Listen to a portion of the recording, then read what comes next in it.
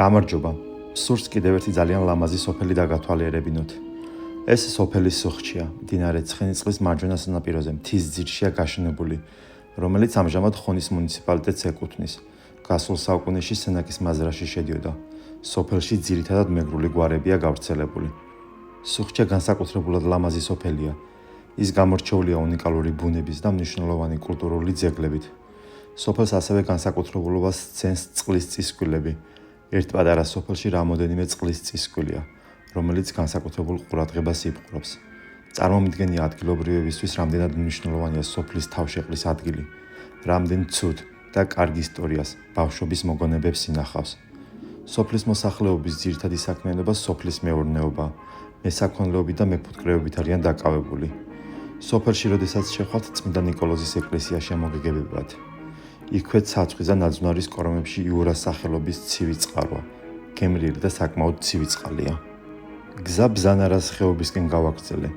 გზად საოცარი სანახაობის მომსწრე გავხდი. სოფლის ყველა ქუჩა არხებით არის დაქცეულილი, სადაც კამკამად ცივი წყალი მოედინება. თითქმის სოფლის ყველა მთავარ ქუჩაზე წყლის წისქვილია გაშენებული. გზად წყაროზე სოფლის ბირჟაც კი მოუწვიათ. მოკლედ რო შევაფასო, ძალიან წყალუხვი სოფელია. ყველა ქუჩაზე მორაკრაკე ნაკადულის ხმა ისმის. გზას ვაგრძელებ ბზანარას ხეობაში, რომელიც ნახევრად მშრალ კანიონს მოიცავს და ხეობის ბოლოში მცირე 10 მეტრის სიმაღლის ჩანჩქერია.